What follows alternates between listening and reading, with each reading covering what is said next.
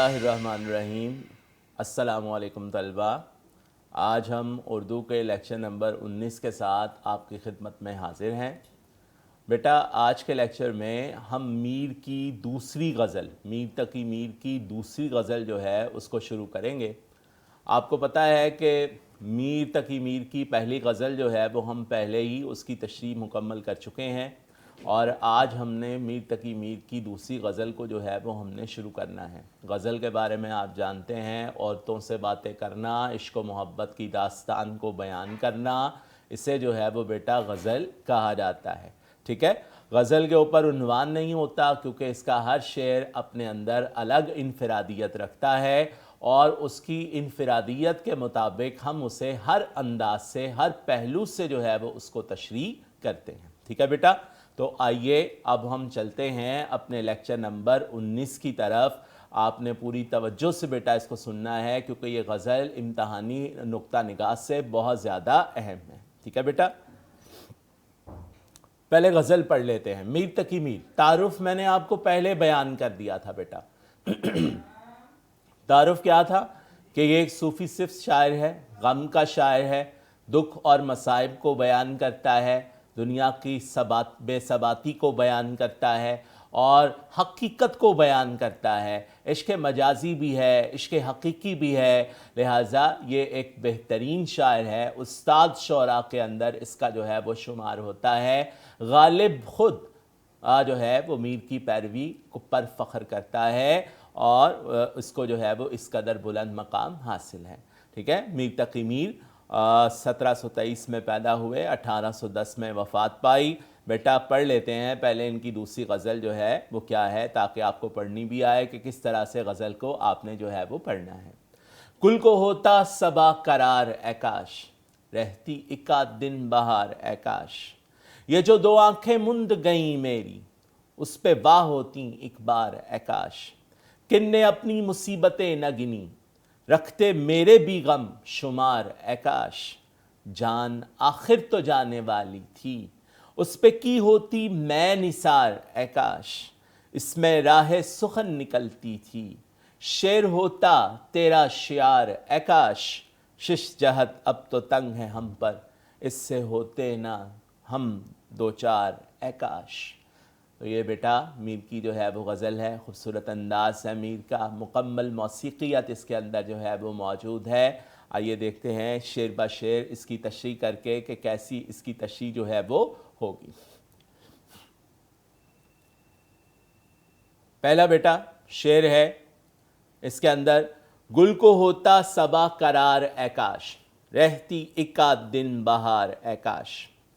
मफ़हूम सबसे पहले मैंने आपको इसका तरीक़ा कार जो है वो बेटा बताया था कि इसमें अंदर सबसे पहले आपने मफ़हूम जो है वो लिखना है और मफ़हूम जो है वो इसका क्या होगा, ए सुबह की हवा काश फूल हमेशा रहता और बहार का खुशगवार मौसम चंद दिन मज़ीद ठहर जाता। सबा सुबह की ठंडी हवा को कहते हैं बेटा। ठीक है, इसके बारे में ये कहा यह जाता है कि रात कितनी ही गर्म क्यों ना हो लेकिन सुबह को सबा कुछ वक्त के लिए ही सही ज़रूर चलती है, जो तमाम चीज़ों को ठंडक बख्श देती है, फूलों को गुदगुदाती है, बाग के अंदर जो है वो बहार का पैगाम सुनाती है, तमाम फूलों की जो है वो राहत जाँ इसे कहा जा सकता है। इसलिए फूल से इसका ताल्लुक़ जो है वो बहुत गहरा है। फूल से इसका ताल्लुक़ गहरा होने की वजह से आप गौर कीजिए कि शायर ने मुखातिब किया है सबा को। ये बेटा निदाइया इसके बाद के शायर मुखातिब कर किया है सबा को क्योंकि शायर के नज़दीक व बहार के मौसम के ख़त्म होने से दो लोग ज़्यादा मुतासिर हुए हैं, एक शायर और दूसरी हवा, के शायर से उसका महबूब जुदा हुआ और हवा से भी जो है वो उसकी ज़िंदगी अधूरी हो गई। लिहाजा इसलिए शायर ने सबा को जो है वो इसमें मुखातिब किया है। कहता रहती इक्का दिन बहार ऐकाश, कि हमेशा जो है वो खुशगवार मौसम चंद दिन मज़ीद ठहर जाता। ठीक है बेटा, इस तशरीह के अहम नकात अब हम देखते हैं। सबसे पहला नुक्ता है फूल की खूबसूरती। फूल खूबसूरत होता है, जाज़िब नज़र होता है, پھول کی رعنائی کی مثالیں دی جاتی ہیں۔ پھول کی خوبصورتی ہی کی وجہ ہے کہ پھولوں کو، اپنے محبوب کو پھولوں سے جو ہے وہ تشبیہ دی جاتی ہے۔ جیسے میر ہی کا ایک شعر ہے، نازکی اس کے لب کی کیا کہیے، پنکھڑی ایک گلاب کی سی ہے۔ تو پھول کی خوبصورتی ہی کی وجہ سے جو ہے وہ چمن کے اندر رعنائی ہے، چمن کے اندر جو ہے وہ خوبصورتی ہے، دیدہ دل فریبی ہے، دیدہ زیبی ہے، آرائش ہے، زیبائش ہے۔ یہ ساری چیزیں بیٹا پھول کی رعنائی ہی کی وجہ سے ہیں، پھول کی خوبصورتی ہی کی وجہ سے ہیں۔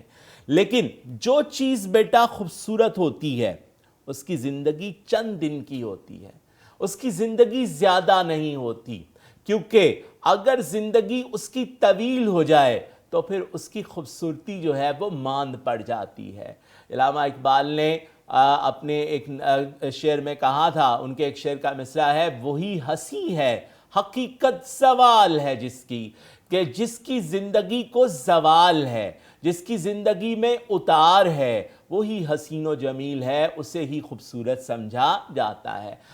اس لیے شاعر نے بھی بیٹا یہاں پر پھول کی خوبصورتی کو چند دن کی زندگی جو ہے وہ بیان کیا کہ یہ چند دن کی زندگی ہے پھول کی، کہ بہار کا موسم کچھ عرصے کا ہے اور اس کے بعد یہ موسم جو ہے وہ خزاں کی جانب جو ہے وہ بڑھ جاتا ہے، تمام پھول مرجھا جاتے ہیں، سب کچھ ختم ہو جاتا ہے۔ لہٰذا جو چیز خوبصورت ہوگی اس کی زندگی جو ہے وہ چند دن کی ہوگی۔ اسی لیے آپ دیکھتے ہیں زندگی کے اندر انسان کے لیے دکھ بھی ہیں، زندگی کے اندر انسان کے لیے جو ہیں وہ سکھ بھی ہیں، لیکن سکھ کم اور دکھ زیادہ ہیں۔ لہٰذا پھول کی خوبصورتی اور رعنائی انسان کے سکھوں ہی کی بدولت ہے اور اسی کو جو ہے وہ اس کے اندر ظاہر کیا جاتا ہے۔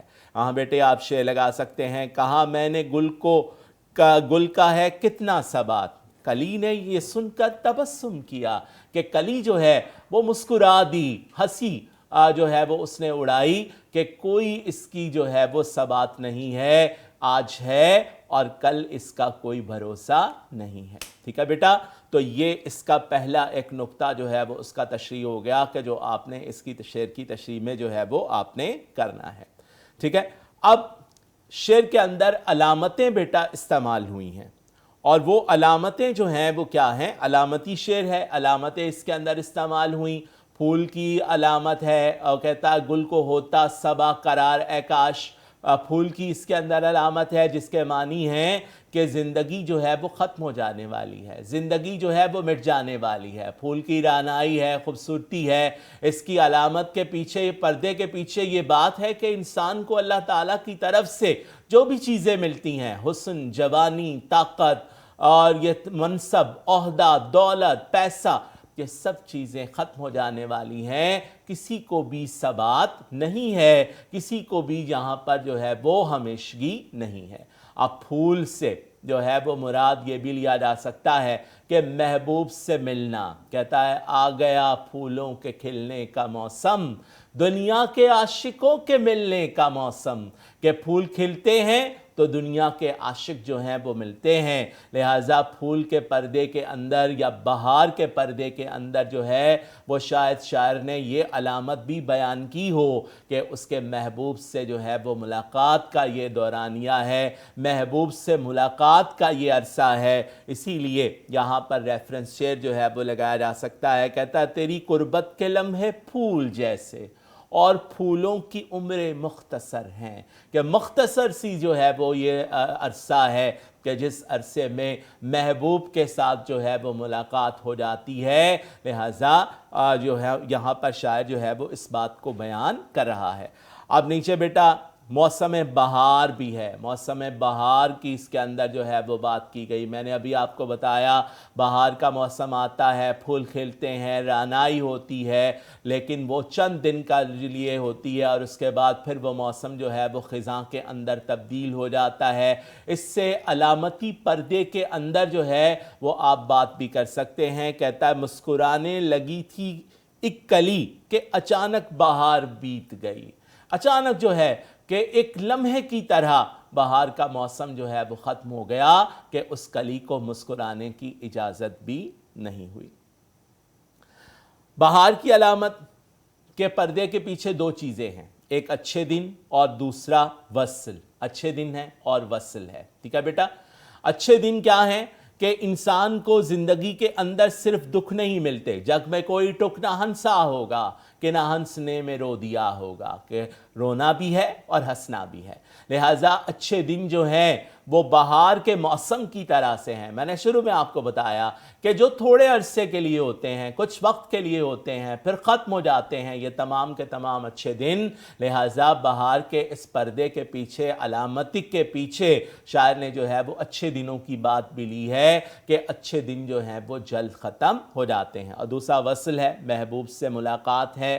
وہ کہتا ہے کہ دل مانگتا ہے پھر وہی فرصت کے رات دن, بیٹھے رہیں تصور جانا کیے ہوئے, کہ محبوب کی ملاقات کو دل جو ہے وہ چاہتا رہتا ہے, اور محبوب کی ملاقات کے لمحہ جو ہے وہ بہار کی طرح بیت جاتا ہے, کہ انسان جو ہے وہ اس میں اپنے محبوب سے اپنے دل کے جذبات کو, محبوب کی اس بات کو پوری طرح بیان بھی نہیں کر سکتا. مہینے وصل گھڑیوں کی صورت اڑ جاتے ہیں, اور گھڑیاں جدائی کی گزرتی ہیں مہینوں میں, کہ مہینے وصل کے گھڑیوں کی صورت لمحوں میں اڑ جاتے ہیں. محبوب سے جب ملاقات ہوتی ہے تو لمحوں کے اندر وہ وقت جو ہے وہ ختم ہو جاتا ہے, لیکن جدائی کی گھڑیاں بھی, جدائی کے لمحے بھی جو ہے وہ جو ہے وہ مہینوں کے اندر جو ہے وہ گزرتے ہیں. یعنی اس کو گزارنا جو ہے وہ ایک عاشق کے لیے وہ بہت ہی مشکل ہے. بقول شاعر, ویراں ہے میں قدا ہم ساغر اداس ہیں, تم کیا گئے کہ روٹھ گئے دن بہار کے, کہ یوں لگتا ہے کہ جیسے ہر طرف خزاں ہی خزاں ہے. جیسے پروین شاکر نے بیٹے کہا تھا, بچھڑا کچھ صدا سے کہ رت ہی بدل گئی. ایک شخص سارے شہر کو ویراں کر گیا, کہ وہ سارے شہر کو جو ہے وہ ویرانے میں اتار گیا. اب بہار کے موسم کے اندر بھی ہمیں جو ہے وہ خزاں کا موسم لگتا ہے, کیوں بیٹا آپ جانتے ہیں کہ انسان کے باہر کا موسم انسان کے من کے موسم کے ساتھ ہے. اگر من کا موسم اداس ہے تو باہر بہار کا موسم بھی اسے خوشیوں میں تبدیل نہیں کر سکتا. ٹھیک ہے بیٹا. شعر نمبر 2. یہ جو دو آنکھیں مند گئیں میری, اس پہ واہ ہوتی ایک بار اے کاش. ٹھیک ہے, دو کا لفظ اس میں استعمال ہوا. ثنائے بدائے کے اعتبار سے اسے صنعت سیاق العادات جو ہے وہ بیٹا کہا جاتا ہے. آپ یہ بھی پوائنٹ اس کے اندر جو ہے وہ نوٹ کر سکتے ہیں کہ اسے ہم صنعت سیاق العادات جو ہے وہ کہتے ہیں. ٹھیک ہے.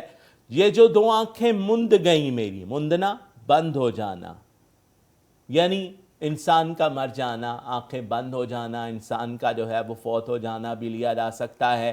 واہ کہتے ہیں کھلنا, کھل جانا, آنکھوں کا جو ہے وہ کھلنا.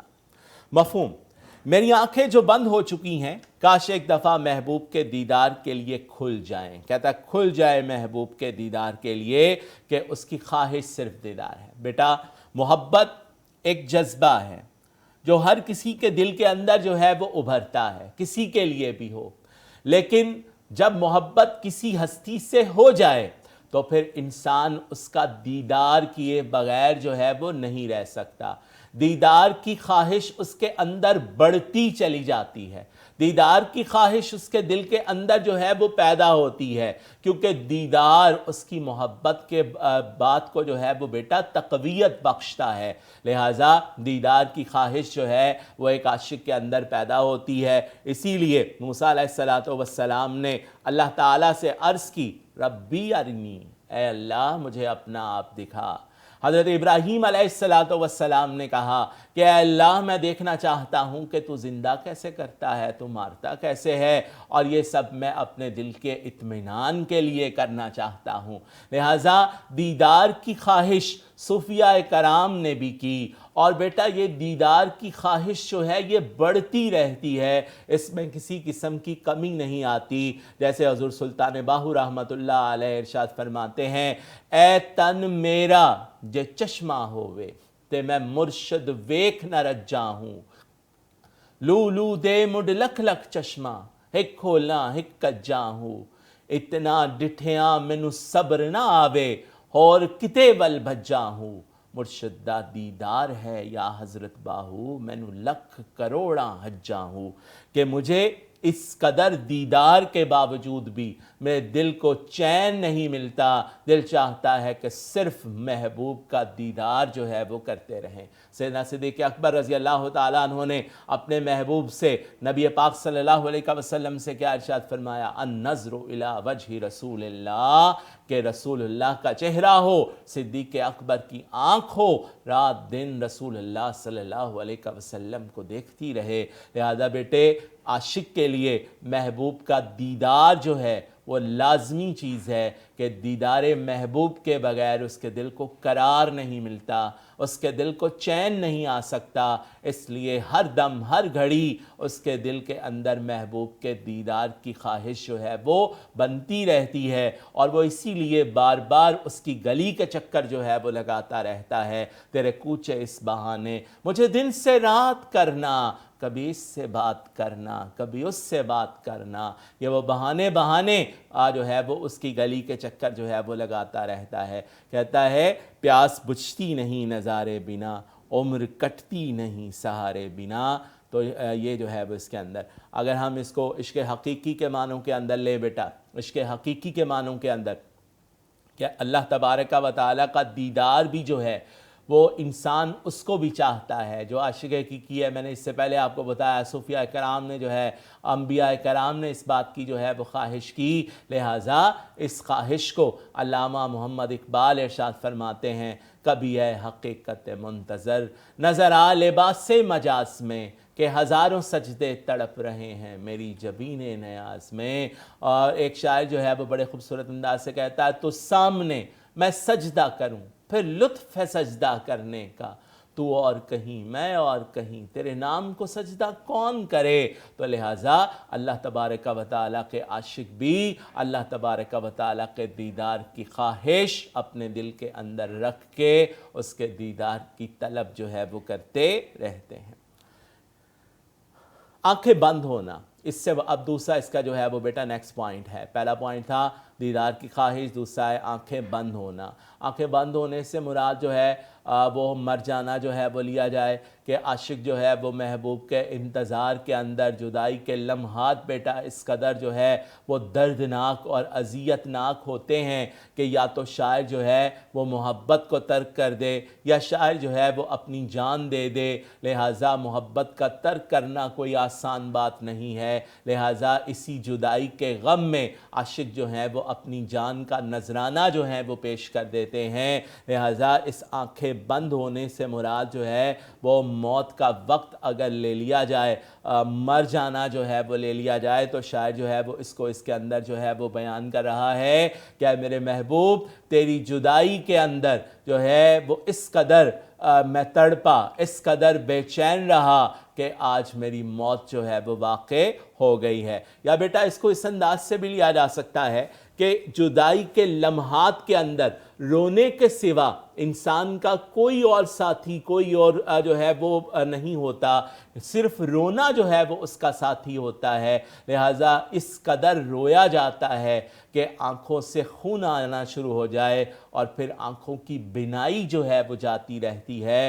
लिहाजा जिस तरह याकूब अलैहिस्सलाम ने यूसुफ की जुदाई के अंदर इस कदर आंसू बहाए कि आँखों की बिनाई जो थी वो ख़त्म हो गई, लिहाजा यहाँ पर भी शायर वही बंद होना जो है वो मुराद ले रहा है। और उसी को जो है वो अगर हम ले लें, कहता है आँखें गईं रोते रोते लेकिन तूने न इधर को यार देखा, कि तूने हमारी तरफ तवज्जो नहीं की, हमारी आंखें जो हैं वो रोते रोते ख़त्म हो गई। ठीक है बेटा।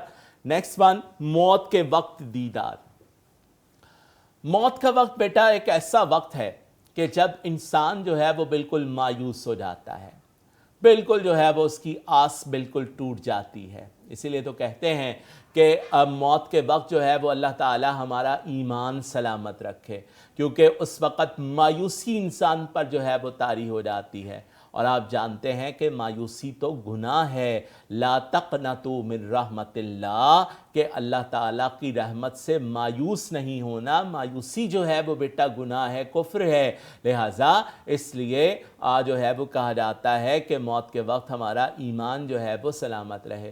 لیکن جب انسان کی آس ٹوٹ جاتی ہے، وہ یہ سمجھ لیتا ہے، یہ جان لیتا ہے کہ بس اب آخری وقت ہے، جب بس اب چلاؤ ہے یہاں سے، تو پھر کیا ہوتا ہے بیٹا کہ وہ اپنے پیاروں کے دیدار کی خواہش اس کے دل کے اندر اور بھی زیادہ پرزور ہو جاتی ہے، اور بھی زیادہ جو ہے وہ مضبوط ہو جاتی ہے کہ وہ اپنے محبوب کو اپنے قریب دیکھنا چاہتا ہے، وہ اپنے محبوب کو اپنے پاس دیکھنا چاہتا ہے، تاکہ آخری مرتبہ اس کا دیدار کر کے اسی کی صورت کو، اسی کے تصور کو اپنے ساتھ جو ہے وہ یہاں سے لے جائے۔ لہٰذا شاعر جو ہے وہ یہاں کو اس انداز سے بیان کرتا ہے، آرزو یہ ہے کہ نکلے دم تمہارے سامنے، تم ہمارے سامنے، ہم تمہارے سامنے، کہ تم ہمارے سامنے ہو، ہم تمہارے سامنے ہوں، تب ہمارا جو ہے وہ دم نکلے، تاکہ ہم جو ہے وہ ہمارے دل کو تسلی اور اطمینان جو ہے وہ حاصل رہے۔ ٹھیک ہے،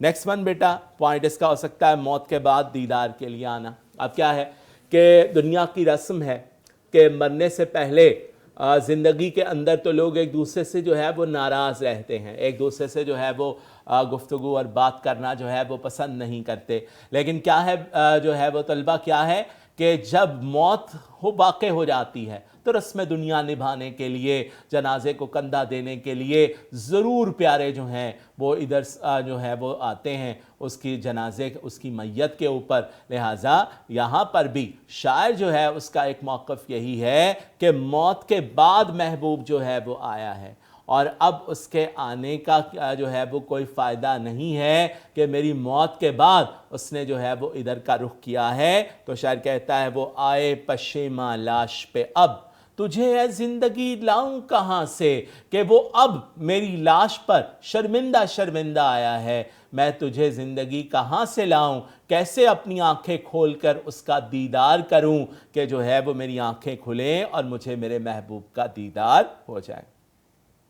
حقیقی پہلو، اب اس کا حقیقی پہلو بھی ہے بیٹا۔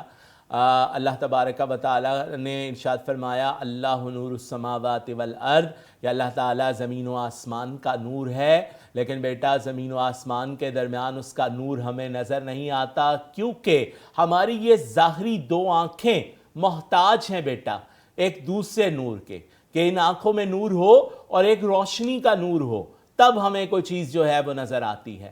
اگر یہ روشنی کا نور نہ ہو تو ہمیں کوئی چیز جو ہے وہ نظر نہیں آتی۔ لہٰذا بالکل اسی طرح بیٹا کیا ہے کہ اللہ کے نور کو دیکھنے کے لیے ان دو آنکھوں کے ساتھ دل کی آنکھوں کا کھلنا بھی جو ہے وہ بے حد ضروری ہے، کہ جن دل کی آنکھوں سے انسان نے اللہ تبارک و تعالیٰ کا دیدار عالم ارواح میں کیا تھا، وہ آنکھیں جو ہے وہ اس دنیا کے آنے کے بعد انسان کی جو ہے وہ رفتہ رفتہ بند ہو جاتی ہیں، اور اللہ تبارک و تعالیٰ کی نزدیکی کو جو ہے وہ بھول جاتا ہے۔ اللہ تعالیٰ قرآن کریم کے اندر ارشاد فرماتا ہے کہ ہم نے انہیں دل دیے لیکن وہ دلوں کی حقیقت سے بے خبر ہیں، ہم نے انہیں دل کی آنکھیں دیں لیکن وہ اس سے دیکھتے نہیں۔ تو جب انسان دل کی آنکھوں کو جو ہے وہ بیٹا بیدار کر لے، دل کی آنکھوں کو جو ہے اس کے اندر روشنی بھر لے، تو پھر کیا ہوتا ہے کہ انسان کو اس کائنات کے اندر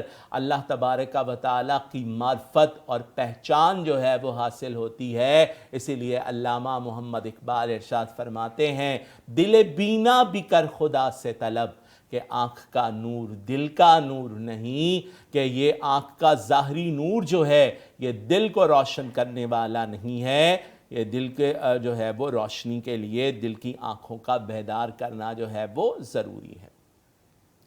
تیسرا جو ہے وہ بیٹا اس کا شعر، کن نے اپنی مصیبتیں نہ گنی، رکھتے میرے بھی غم شمار اے کاش۔ ٹھیک ہے، کن نے، کس نے، کیونکہ ابتدائی اردو کے زمانے کی جو ہے وہ غزل ہے، اس لیے کن وغیرہ یہ لفظ جو تھے وہ اس وقت استعمال ہوتے تھے لیکن اب متروک ہیں، لہٰذا اس کو اس انداز سے، دنیا میں ہر شخص اپنے غم گنتا رہتا ہے، کاش کوئی میرے غموں کی گنتی بھی کر لیتا، یہ اس کا مفہوم ہے بیٹا۔ اہم نکات ہے غم کیا ہے اور کیوں ہے۔ غم کیا ہے؟